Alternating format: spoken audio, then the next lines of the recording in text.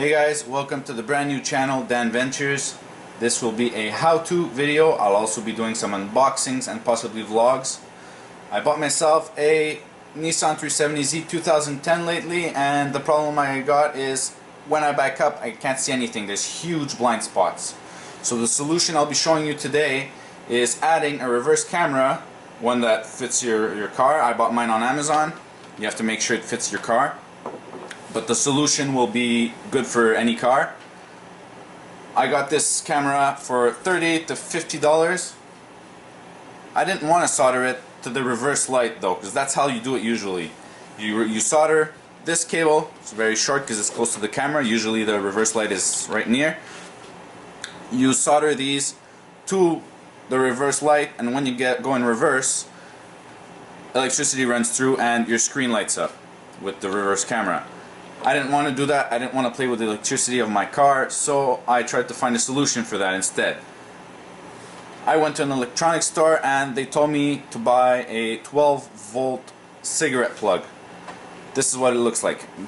If you buy this, get a long one, because since your electricity cable is short, because it's supposed to be next to the license plate where this goes, license plate light, your cable is short.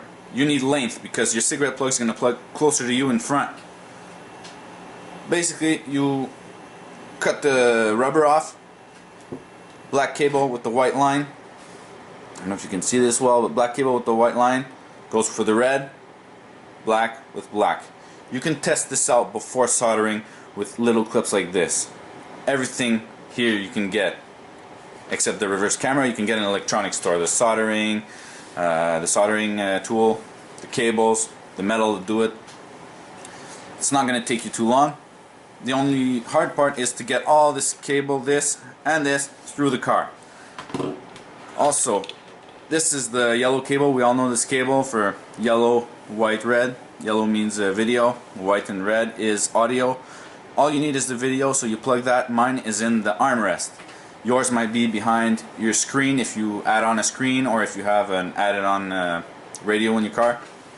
I still have the stock one that has a screen. I have the sports package.